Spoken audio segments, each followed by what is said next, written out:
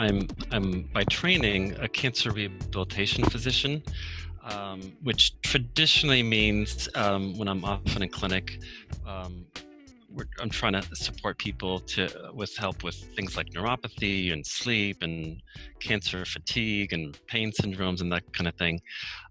But over the years, as I was working in this space, at least in my impressions, there was this huge gap that I felt historically wasn't being addressed, and that really centered around this topic of resilience, particularly in the cancer setting. And so I'm delighted to have a chance to share with you some of my thoughts and experiences. As Larissa mentioned, I'm going to try to have some mini pauses for questions as we go. Um, and I wish I was in person, with you all in some small auditorium-like setting. Obviously, this is not feasible right now, so I appreciate the opportunity to have this venue to go through this topic. So, by way of introduction, um, I think anyone who's gone through the healthcare system at some point wrestles with these overarching questions. And to me, it really boils down to some of these ideas. So, number one, what does it mean to be healthy? What does it mean to be whole? And what does it mean to be resilient? And keep in mind, these questions I don't think are relevant just when we think about a cancer experience or a cancer diagnosis, but I have to imagine all of us with what's going on with the pandemic and the political tensions and whatnot. These kind of issues may be crossing our mind, and um, I bring up these questions because I think when we go through a medical system and a medical process and diagnosis, many of us begin to define our health in terms of the medical report. So if the scan says we're all clear, we feel good. Or if the tumor marker lab test is down, we'll feel better. But if it's not the report that we were hoping for, then of course we may not feel healthy. We may not feel well. And I think the challenge with this setup is that we're really, if you think about it, not in much control in how we define our health, right? And I think we're kind of dependent upon the medical report that's given to us by our doctor. And if we're going to go through this system over a period of time, I think we have to think about other strategies in the most holistic sense to think about health, wholeness, resilience. And one thing I often mention is I prescribe things like anxiety medications like Xanax or Ativan or antidepressants, and I think there's a role for those medications. And you could challenge me on this, but my belief is that in and of itself, an antidepressant or an anti-anxiety drug does not answer these more profound questions. And so with that, I think there's an opportunity to think more broadly. If you look at the medical literature in terms of how one defines suffering or how one defines anguish, typically you'll think about these four domains. And I think everyone has suffered at some point in his or her life, and you can think about this in your own experience. So either we tend to, when we're going through a period of suffering, we either tend to be preoccupied with the past or sometimes what the future may hold. We may feel disconnected from ourselves, from others. Again, we may feel like we lose a sense of control, and we're desiring to be in better control. And again, I think just thinking about issues related to the pandemic, many of these ideas may be coming up. And what's referred to as an existential vacuum, losing a sense of meaning and purpose. And we'll come back to these ideas. Um, Many of the things I'm going to be talking about is really taken from a program we developed at Cedars-Sinai called the GRACE program that I developed with my colleague Jeffrey Wertheimer. And the program is 12 hours long, and I realize I probably only have about 45 minutes with you this afternoon. So it's going to be just kind of like a tapa style, just kind of touching upon some of the key ideas. If there's ever an opportunity, if it's something that resonates with you, for you to attend the full 6-week program, please do feel free to contact me. So I'm going to start with one dimension that I think is really important, and that's really thinking about our sense of meaning and sense of purpose, and thinking about what that has to do with resilience. And I'm going to start, you can say, with an anecdote. Some of you may have heard this story a few years ago. This is about the story of Mr. Israel Crystal. And in March of 2016, so it's already been a few years, he got the Guinness Book of World Record for being the oldest male alive at the time, at 112. And remarkable for anyone, right? And when I think of someone living to the amazing age of 112, I don't know about you, but I might make some assumptions, and those assumptions in my mind would be, I kind of have this vision that, he probably had this idyllic life with no stress, just lots of peace, and maybe he was a shepherd in an Italian village, or he was a monk, meditating most of his life, or something along those lines. But then you kind of hear his real story, and what was amazing about Mr. Crystal is not only did he actually die just a month short of his 114th birthday.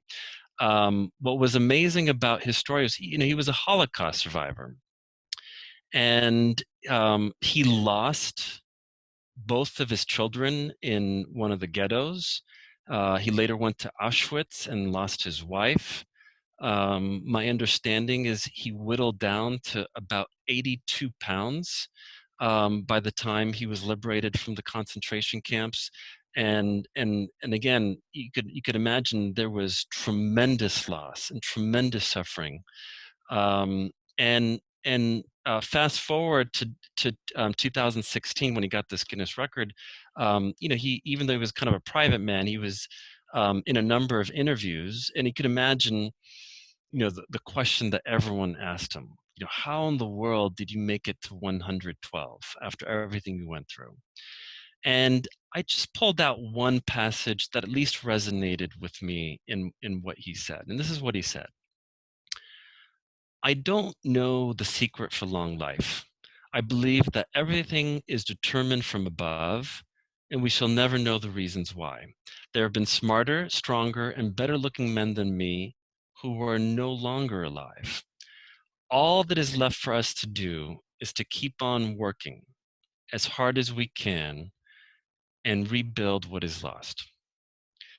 Now, I have no idea how he made it to 113. Maybe it was his genes, maybe it was something in his diet. I don't think anybody will ever know for sure. But I would like to at least offer a suggestion that perhaps that last piece of that passage, in his sentiments about the idea that all that is left for us to do is to keep on working as hard as we can and to rebuild, that maybe in that sentiment, that may have contained a part of his recipe for longevity and resilience. I'm going to come back to that idea in a couple of moments. Many of you may be familiar with the work of Dr. Viktor Frankl. He was a psychiatrist and neurologist who was absorbed into the concentration camps in the 1940s. And again, I'm not here to retell all the horrors of the concentration camps, but as you could imagine, there was, again, medical illnesses and starvation and poor sleeping conditions and on and on and on. And he was in 4 different concentration camps, and virtually everyone that was important to him perished. His mother, his father, his brother, his pregnant wife were all imprisoned. And again, this is an example of someone who we could all fairly say suffered. And Frankl, as a psychiatrist in the concentration camps, had an interesting observation. And he kind of anecdotally observed that, let's just say maybe 1 in 10 people, he said, survived the concentration camps. And he was the first to say, part of that was just luck, whether you made it to this line or that line or whatever, fortuitous circumstances you may have had, um, played a role. But what he also observed was that it was his feeling that it wasn't just luck, but it seemed to him that the people that had the strongest sense of meaning and purpose in what they were going through seemed to have a higher likelihood of survival. So in his words and his ideas, it was, whether this person wanting to survive so they can tell their story, or wanting to survive to get back to their science or to their art or to their teaching or whatever was most important to them. He at least theorized that that was a key to, again, resilience and survival. And he argued that there are really 3 fundamental domains in which one can find this profound sense of meaning or purpose that, in his words, can help you to rise above virtually any challenge. And these were the following. Number 1, work. And it didn't have to do with monetary work, but just something that's meaningful, that's significant, that you feel like you're making a difference or you're contributing. Or 2, through love and caring and being of service to another person, or with the idea of developing a sense of courage, particularly during difficult times. So I hope you can think about these 3 domains. We'll come back to some of these ideas and what this may have to do with resilience. And Frankl wrote an amazing book called Man's Search for Meaning. If you've never read it before, again, I'm biased. This book, I think, influenced me quite deeply when I was, I think, about 17 or so years old. But it's worth the read. And one of the passages from that book included this quote. He said, "When we are no longer able to change a situation," and for him, of course, that situation was the concentration camp. He said, "We are challenged to change ourselves." And I think one of the reasons this is such a profound statement is because it reminds us that ultimately, we are responsible for how we respond to any given situation. And we'll come back to this idea, and that nobody can take away this freedom of how we respond. Now, keep in mind, Frankl wrote this book. I think it was finally published in the early 1950s. So let's say 70 or 75 years ago. And I could only imagine, how he would feel if you arrive to see a recent study such as this one that I'm going to describe being published. And this study came out a couple of years ago, and they basically kind of combined the results of 10 smaller studies. So they had over 130,000 individuals that they were able to analyze. And basically, what they did with this study is they basically were able to know, who had diabetes and who was a smoker and who had high blood pressure and who was obese, and all the things that we know are associated with either longer or shorter lifespans. They were able to kind of analyze that data, but they also had another interesting piece of information. And based on some questionnaires, they knew who had a stronger sense of purpose in life and who had the least sense of purpose in life. And when you compared the group that had the highest sense of purpose. And when you factored in all those other issues such as obesity and smoking and the rest, all cause mortality was reduced by about 17%. And the same for cardiovascular events, which means heart attacks or strokes.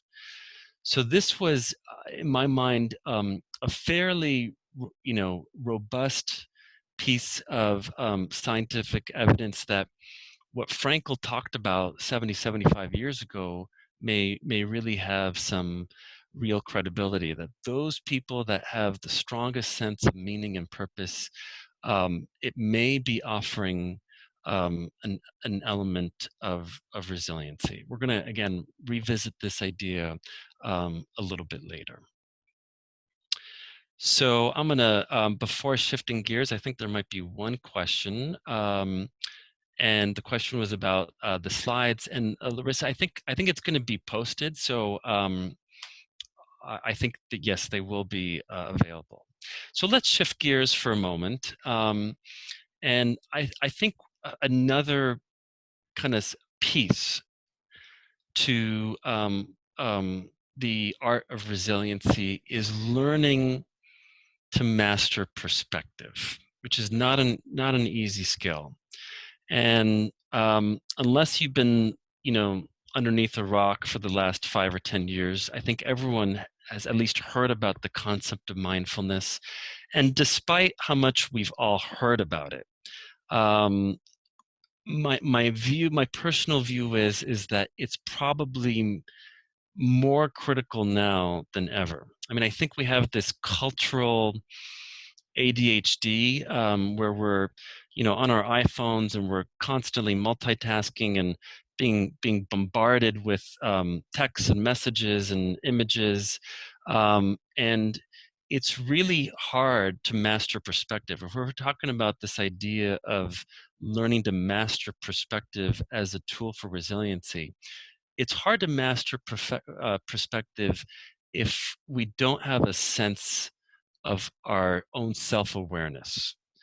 And I think one of the secrets and benefits of mindfulness is that it does allow one to develop, again, a sense of awareness, and learning to center our attention really on this present moment, which is, again, required if we're going to have a balanced sense of perspective in the world.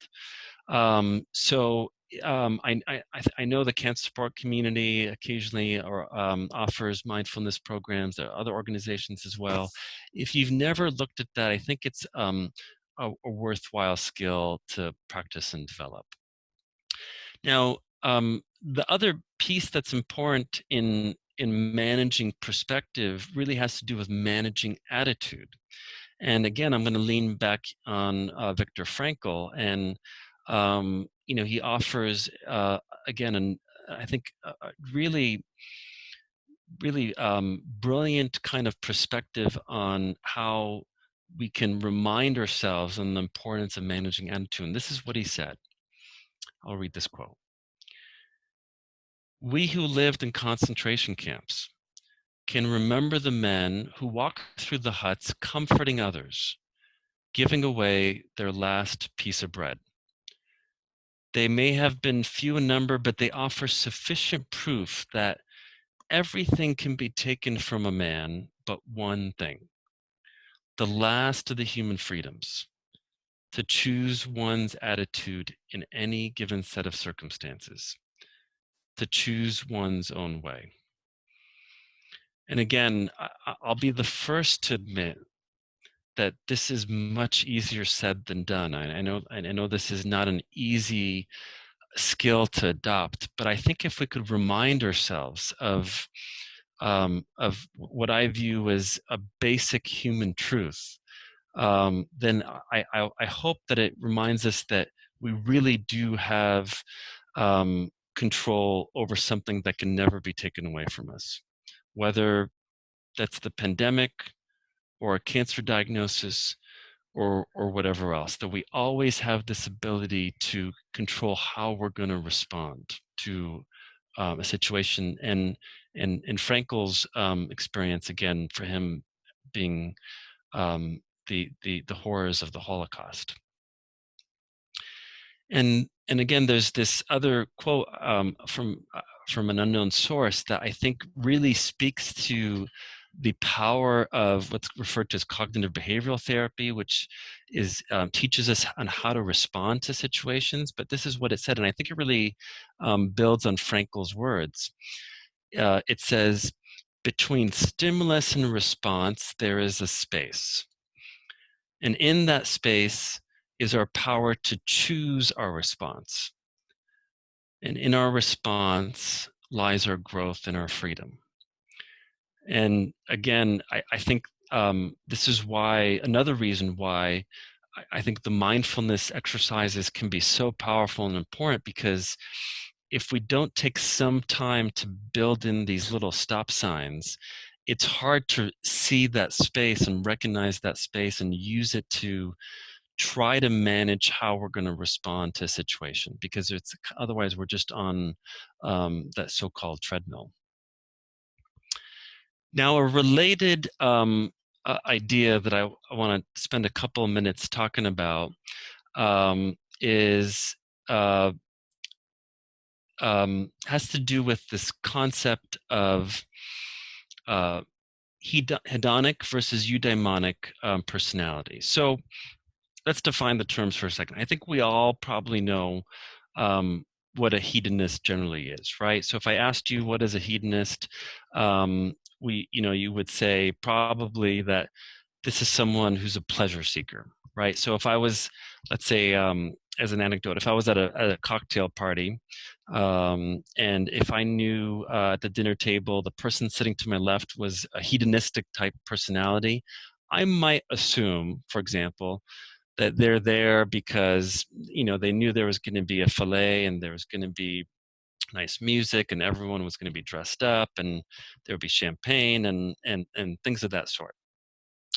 Now, if I told you that the person to my right was a eudaimonic type personality, what would that mean? And this is a term and generally referring to someone who thinks about a kind of let's say, a noble life experience. So they're generally more altruistic. They're generally concerned about virtue and honor and being of service and having like meaningful relationships, things along those lines generally. Now, if you think about it, most of us have some elements of both extremes, right? We have some hedonistic traits, we have some eudaimonic traits, and most of us kind of fall somewhere in the middle. But there was this interesting study that I'm going to walk you through in a minute that looked at people at the far ends. So you were either very strongly hedonistic or very strongly eudaimonic. But what was interesting, and I'll walk you through this graph. I know it's a bunch of gibberish right now. What was interesting is they specifically only looked at those who were happy. So they reported high levels of well-being, but they were either very strongly hedonistic or very strongly eudaimonic. And what they did, this was the interesting part, is they analyzed their blood to kind of get a look at their inner biology. And let me show you a little bit of what they found. So starting at part A of the graph, if you can see that, they actually looked at a certain gene, and this is a gene that could be turned on or turned off. And this gene, the CTRA gene, as it's called, is what is associated with adversity. So your flight or flight response generally. And what they found was that the hedonistic group generally had higher levels of this gene that was upregulated. In other words, it was turned on, whereas the eudaimonic group actually downregulated that same gene. And if you follow to part B of the graph, I think many of us recognize that inflammation, or I should say chronic inflammation, is felt not to be a good thing, and that it's associated with heart disease and certain cancers and chronic health problems, etc. And what they found was, and you could see this hopefully in the graph, that the hedonistic group had higher levels of pro-inflammatory cytokines, and as you can see here, they had lower levels of antibodies. And on the other hand, the eudaimonic group had lower levels of inflammation and higher levels of antibodies. And again, remember, antibodies are, among other things, really important for our immune system and our immune function. And so you could see these differences that were noticed in the study between the hedonistic group and the eudaimonic group, even though on the surface they were both quote unquote happy or had high levels of well-being. Now, when you see this, and again, this is a relatively recent study from a few years ago, I have to imagine, I sometimes daydream and imagine, what would Frankl think if he were alive today to see this study? Because remember, 75, 80 years ago, he theorized that the people that had the strongest sense of meaning and purpose, which you can say those are kind of like the eudaimonic people. They're really thinking about that kind of view on the world, not just the hedonistic pleasures in life. His opinion was that those people seemed to somehow, his words were somehow, seemed to survive the concentration camps better. They were less likely to die from all the infectious diseases that were rampant, for example. And maybe this had to do with part of that resiliency, that maybe that eudaimonic type perspective on the world offered some kind of biologic protection. It's at least a theory that I think is worth considering. And so Frankl goes on and writes later in his book Man's Search for Meaning, and he argued that we have to stop asking ourselves, what do I expect from life? And his argument was that instead, we need to ask ourselves, what does life expect from me? I'm going to leave that up there so you can think about this. His argument was not to ask what I expect from life, which, if you think about it, that might be like the more hedonistic view, like, what do I want? What do I expect? I could say this, I did not expect COVID. I did not expect to have to turn our lives upside down the last 6 months. But I think his belief was that when we go around our lives thinking about what we expect, if we don't get what we expect, then we're going to be facing, disappointment and bitterness and everything that comes with it. But when one asks oneself, what does life expect from me? Which is not an easy shift to make. And he used the word life, and others might want to use the word, their creator or God or nature or whatever makes sense to you. I think it takes us outside of ourselves, and again thinks about what might be more of a eudaimonic kind of view of the world, and how we can again be of service and think about something just outside of our own immediate needs. Again, I realize these are very difficult, transitions to make, but I think it's at least an idea that might be worth considering, particularly when you think about all the challenges that we've been facing, and especially going through a cancer process. Now, some of you may argue, I'm going to go back a couple of slides. When you see a slide like this, I imagine there might be someone in the audience who might be saying, what, this looks nice, but maybe it's just the hedonistic group, it's the chicken or the egg. Maybe they already had pro-inflammatory cytokines, or maybe because they are eating or enjoying more champagne and all this kind of stuff, they have more inflammation because of their lifestyle, and you can't really change how these inflammatory compounds and antibodies are being regulated.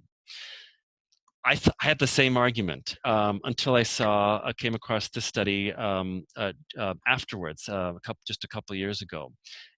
This is actually a local study. They looked at 160 women from Southern California, and I'm going to go through this kind of quickly just to kind of save time for some questions and some other topics.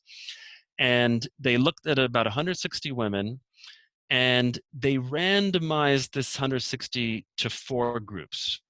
And I'm going to describe each of the groups in just a minute, very briefly. But you are either asked to go through a period of time where you're kind to the world, or the other group, you did self-care, right? So kind to yourself, or you did kindness to others, which was the third group, or you kind of had a control. You were asked not really to change much about your life.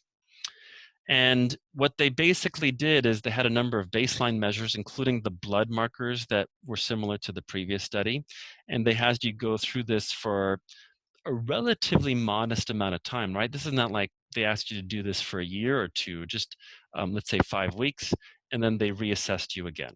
And I'm going to do this very quickly because I don't want to spend much time on this, but kindness to others, if you're randomized to this group, they gave you the instructions that's up on the screen. And they said, we all perform acts of kindness or generosity and thoughtfulness, both small and large. They gave you some examples, and they said, tomorrow we want you to perform 3 nice things for others, all 3 in one day. And so they're kind of given some instructions on how to do this for the duration of the study. And like, for example, one person said, I washed dishes for mom. Another person, baked a pie for a neighbor, etc. If you're randomized to this group, kindness to the world, then you did kind of things to the greater world. So, for example, examples they included were recycling, picking up roadside litter, donating to charity, things along those those kind of examples. Kindness to the world. The third group, which is something I think we tend to talk about a lot, is kind of kindness to self and self-care. And so if you were randomized to this group, you kind of did something that gave yourself a break. So it could be going for a hike, going to the spa. One person wrote, I went to the beach. One person wrote, I left work early.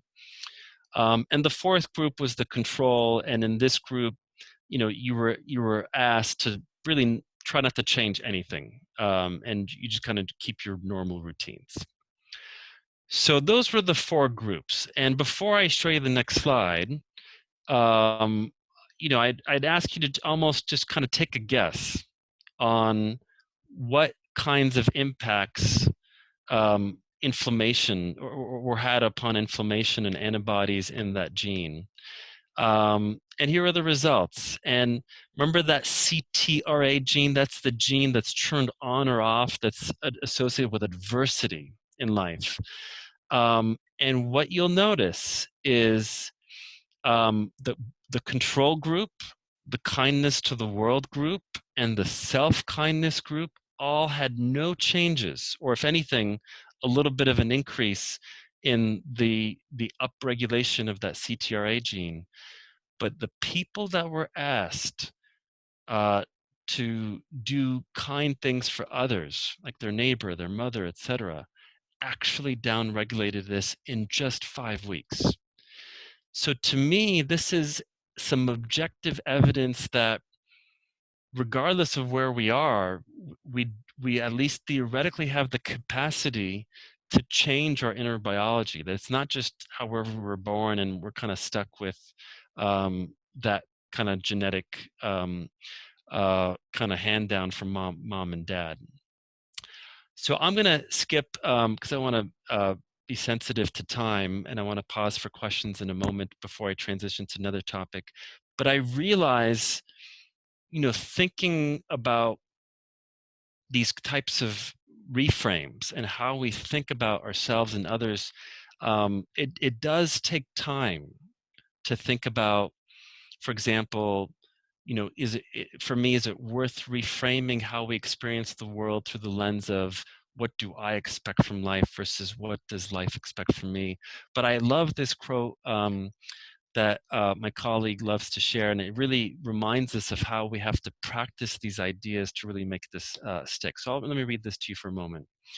So it says, as a single footstep will not make a path on the earth, so a single thought will not make a pathway in the mind. To make a deep physical path, we must walk and walk again. To make a deep mental path, we must think again and again the kinds of thoughts we wish to have dominate our lives.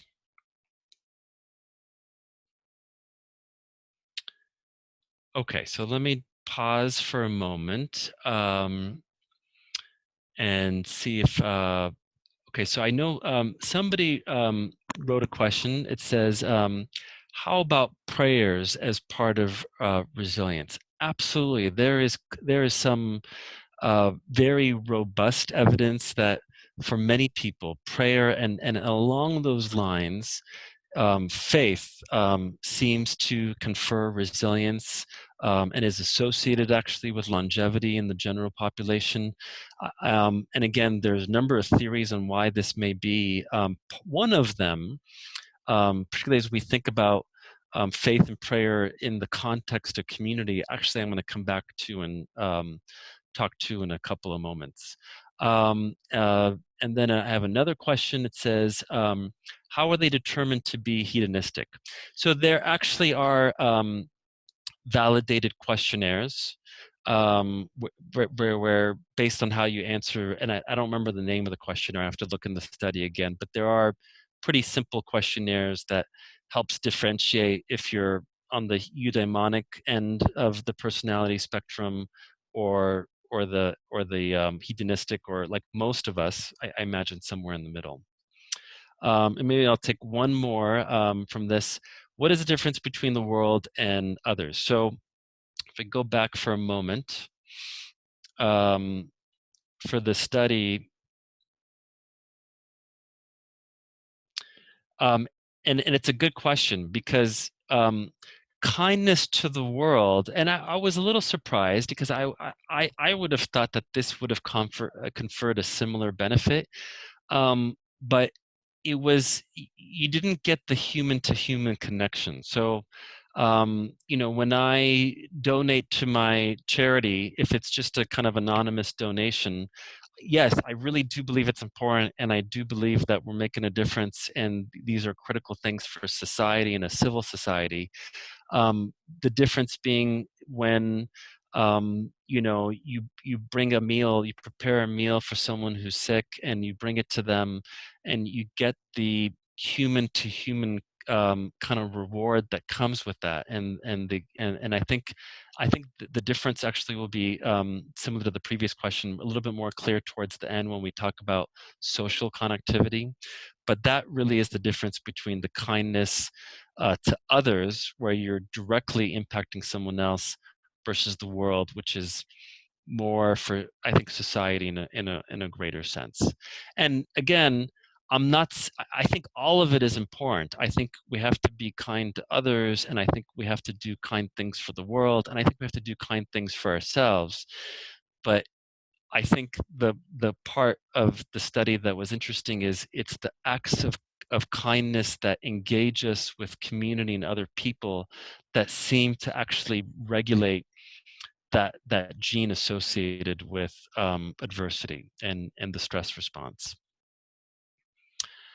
Okay, so I'm going to shift gears a little bit and come to this other idea, which is cultivating gratitude. And I think the science has become, in my opinion, rather compelling, that gratitude and having a sense of gratitude offers all kinds of health benefits. I'm going to go through this pretty quickly.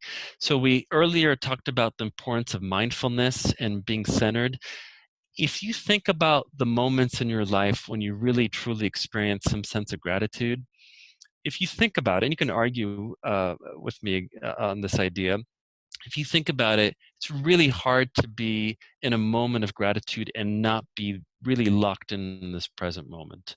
So when we're experiencing gratitude, it's almost impossible, at least at that time, to be to have anger, resentment, envy, etc. It turns out that people who are grateful more often sleep better, they have stronger immune systems, they're more likely to empathize with others, they are more likely to have better social connections. And the reason I mention this here is that it turns out that grateful people are more resilient to stress and distress. Now, if you're anything like me, I always, and I think this is what society often teaches us is, I often assumed that when everything kind of lines up perfectly in life, right? When you got the right job, the right grades, the right this, the right that, then all this will happen, and then I'll feel grateful.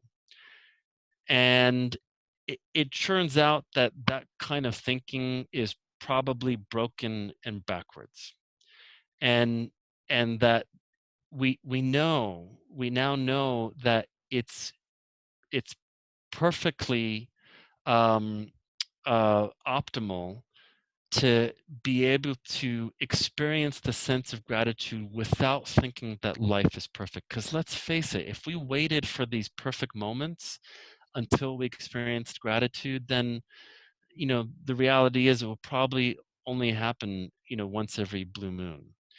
And so people that study the science of gratitude will actually tell you that you don't wait for happy moments and then let yourself experience moments of gratitude. That if you really actively seek and find moments of gratitude, that will then lead to happiness. So again, it's not happiness that leads to gratitude, but rather gratitude that leads to happiness. And one way, by the way, brother David Steindl-Rast is one of those individuals that's really made it, some of his life work in really studying the science of gratitude, and really promoting ways of how one can achieve this in a really authentic and realistic way. One way is if you've never done this, to try keeping some kind of gratitude journal. And I could tell you from our experience with our programs that if you just take 2 or 3 minutes a day, or even just a few times a week, where you ask yourself, what can I experience gratitude for? And I left a few tips on how one can do this. Um, Over a matter of a few weeks, so just 3 to 5 weeks, what most people will say is that when you've practiced this enough, that you will kind of go through your worldview and automatically look for things that you can really be grateful for.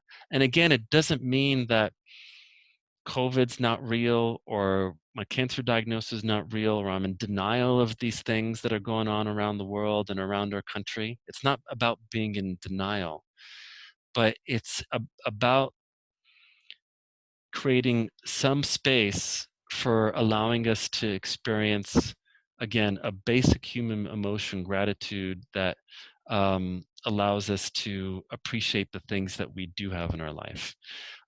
So again, it really just takes a few minutes to practice if you've never done this before, and the benefits really can be cumulative over time.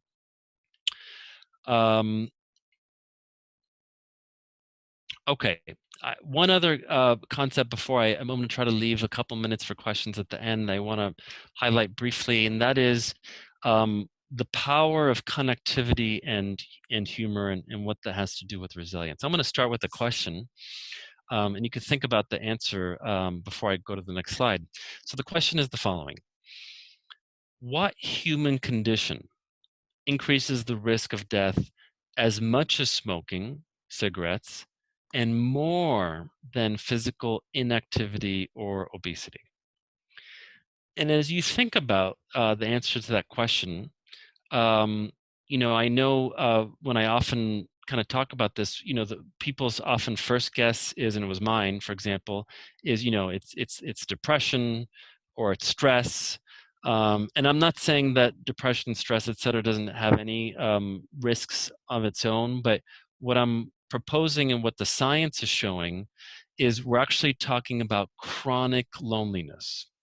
Chronic loneliness. And in fact, the studies are showing that when you're chronically isolated, and we'll differentiate what is isolation and what is loneliness in a moment. There's a lot of overlap, but they're not exactly the same thing.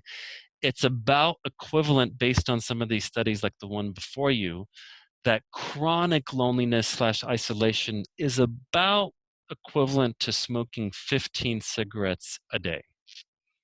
And I know that's hard to believe, and but the science really seems to be compelling in this space. And I want to emphasize that we're not talking about the loneliness that we all experience sometimes. So when a son or daughter goes away to college, when you move, when you're going through a normal kind of experience of loneliness, we're really talking about the feeling of loneliness that is going on year after year, potentially decade after decade, and what kind of changes that may have in our cardiovascular and immune function. And the reality is, there's suggestions that it's associated with higher mortality rates in the general population, and with certain cancers such as breast cancer, it's also associated with higher mortality rates. And this piece was incredibly telling to me. So number one, there are more Americans living alone than ever, at least since there are 33 million in 2012, and that number had tripled since 1980. But the study that I'm about to mention was really eye-opening, and this is basically what they did. In 1985, there was a survey that was given out to a number of Americans, and they basically asked, how many people do you think you can really count on or rely on or confide in at a time of need? And in 1985, 1 in 10 Americans said 0, right? I may have people around me, but there's nobody I could really come to at a time of need. They repeated that survey 20 years later, around 2004. And again, they asked Americans, how many people do you think you could really count on or rely on? And at this point, it was about 1 in 4, almost 25% of our fellow Americans said that, I really have no close confidant. Almost 1 in 4. So is loneliness on the rise? And that's something we really have to grapple with, particularly when we're thinking about one, the impacts of social media, and even, of course, right now, the impacts of isolation from with the circumstances with COVID-19 and the like. I do want to emphasize, though, there is a real difference between loneliness and isolation. So, for example, I could live alone and not feel lonely. Somebody else can be married and have people around them and still feel very lonely. So it really is a subjective definition of what it takes to feel lonely. And I hope you all appreciate that that there is a distinction between loneliness and social isolation, and loneliness really is subjective. And again, you could be living alone out by yourself in a prairie, and maybe just have a close aunt, that you feel kind of connected to, and not feel lonely at all. The point that I just alluded to is being mindful about the impacts of social media on our lives. And believe me, I do recognize the great benefits of social media, and I know it's particularly right now with the pandemic, it's a great way to stay connected with the family and friends. It's a great way for people who have, let's say, rare diseases, for example, to meet and connect with others that they never would have had a chance to meet with. But I think we have to be mindful of the idea that there are very real concerns, in my opinion, that it has really kind of harmed our true human to human relationships, because it's much easier just to send a like or send a text than, assuming when COVID's over, than meeting someone for a meal or coffee or sitting down with someone. And I realize that it's hard, particularly in this current environment, to work through all the messiness that comes with our close relationships. All I'm suggesting is that the science is showing that having our little inner tribe um, probably is really important, not just to our emotional, mental well-being, but probably for our inner biology. And it's something that I think we're going to have to rebuild and grapple with as we hopefully emerge from our current circumstances. I would not have brought up the idea of the concerns about chronic loneliness if there wasn't a solution. And again, the solution is being mindful of this topic and trying to stay connected as best as we can, safely as we can. And for people that have been in that rut of having a hard time having kind of close relationships for a long, long period of time, that's when it might be worth working with a cognitive behavioral therapist and kind of redefining and reinterpreting the people that we have around us. But one of the scientists that did a vast amount of this research on the medical implications of loneliness had this quote that I want to share that I think really said it all. He said, "The degree of social connection that can improve our health and happiness is both as simple and as difficult as being open and available to others." So in my mind, it's like we have this thing, which is social connectivity, that can improve your your chance at cancer recurrence. It can improve our chances of developing dementia, improve our chances from developing depression, reduce heart disease, and on and on and on. On one hand, it seems so easy, but recognizing that it can be a very difficult challenge, and it's something that we all need to invest some time in if we're going to succeed in this space. And I'm going to kind of wrap up and try to give a minute or two for questions. And this can be a little piece on its own, but I think it's kind of common sense. And I'm not going to cite through all the science right now that humor has an incredible role to play in in the secret art of resilience. There's this catchy expression that Dr. Wertheimer shares in our group. He says, "Where the tension goes, the emotions flow." And I think the secret is, again, finding what's humorous to us, because I know it is very individual. But I think, and Frankl talked about this in Man's Search for Meaning. So in the middle of a concentration camp, right, when there's all this darkness around you, he argued that he made a point to manufacturing. That was his word. He said we have to manufacture humorous moments every day. He would kind of make up funny stories, many funny anecdotes. There was nothing funny about the concentration camps, but he recognized that it would bring some lightness to the moment, and that it was probably another um, ingredient to the art of resiliency. So I'm going to bypass this for the sake of time. So just in summary, thinking about some major themes about pearls for enhancing resiliency, I hope I made the case that thinking about meaning-centered living or eudaimonic type of an existence for maybe one important piece.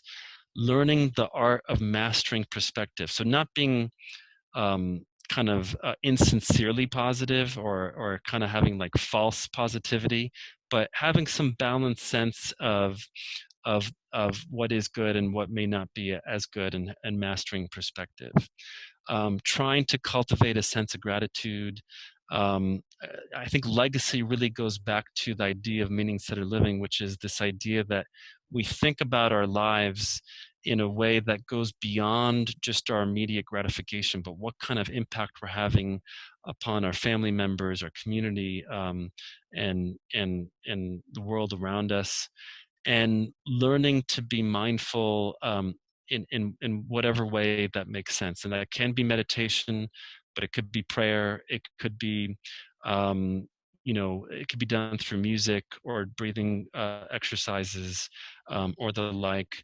And as best as one can, trying to maintain a sense of humor as we go through all this. So I realize um, I'm short on time. I'm going to pause for a moment um, and see and try to answer the last couple of questions. So somebody wrote, is loneliness on the rise? How about the status in 2020? That's interesting because there was another study that I came across recently that compared the level of loneliness in 2020 to an identical month, April of 2020 to April of 2018. And there was a meaningful difference just in those 2 years. It was a different analysis, so I can't compare that to what was done in that previous study from 2004. But I have to believe, and it's my clinical sense that probably because of the implications of social media and everyone's just being on their phone and not paying attention to others, that it may very well be on the rise even more from 2004. So I realize it's already 2. Again, I wish I had a chance to sit with you in person to go through this. I appreciate the opportunity to have a chance to speak with you. There was one more easy question that I'm going to answer. Somebody just wrote, would physical activity enhance resiliency? Absolutely. 100%. I wish I had more time to talk about that. But we know biologically you have less of a stress response to the same identical stressor if you're maintaining fitness compared to if you're a couch potato. So thank you for asking that last question. I thank you all very much. I wish you well. And if you're interested in learning about the GRACE program, you're welcome to inquire about our capacity and whatnot to share that. I wish you all well. Thanks so much for joining. Hope you have a good afternoon. Thank you.